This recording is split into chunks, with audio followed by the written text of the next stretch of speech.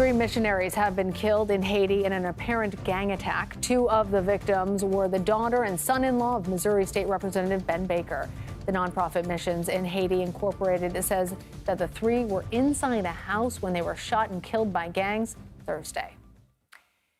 Haiti and Caribbean correspondent for the Miami Herald, Jacqueline Charles, joins us now. Jacqueline, you spoke with David Lloyd, the father of Davy Lloyd, one of those missionaries that was killed, and you report that he was on the phone with his son when that attack broke out.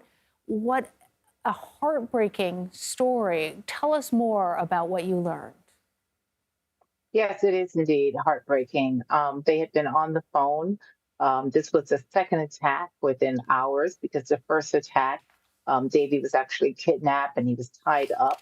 The gang basically took everything in the house, including his parents' trucks, and they left. And then all of a sudden, another gang showed up, and that's when the mayhem broke out. And so they were actually in their parents' house trying to use the Starlink because the dad had left the day before. The dad, he's just at a loss for words. He just left Haiti. He's still trying to put the pieces together and trying to figure out what exactly happened here. I can only imagine that father's distraught conversation that he had with you after listening to his son during that moment.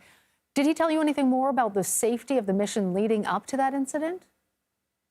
He says that they had never had any problems. I mean, they have a school for 450 kids. They have a commercial bakery.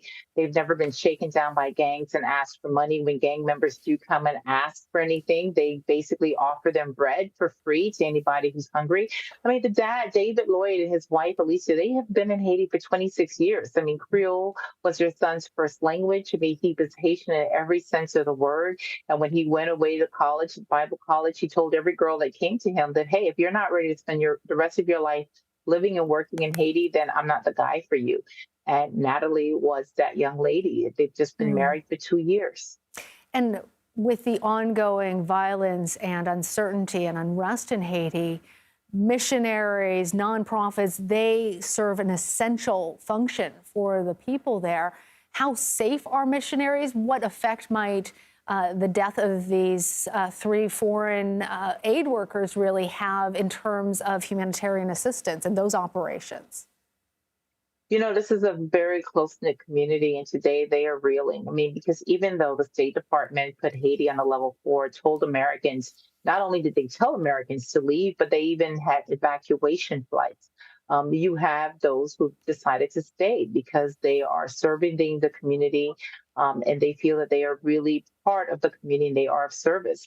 And so we have to wait and see. I have to tell you, that young Davy, when he was 5 years old, he was also a victim of a kidnapping in Haiti. And despite that, his family stayed on. But I have no idea how this tragedy, because to lose a child, that is something on a whole different level. Absolutely. Jacqueline Charles, thank you for sharing that story with us. Thank you.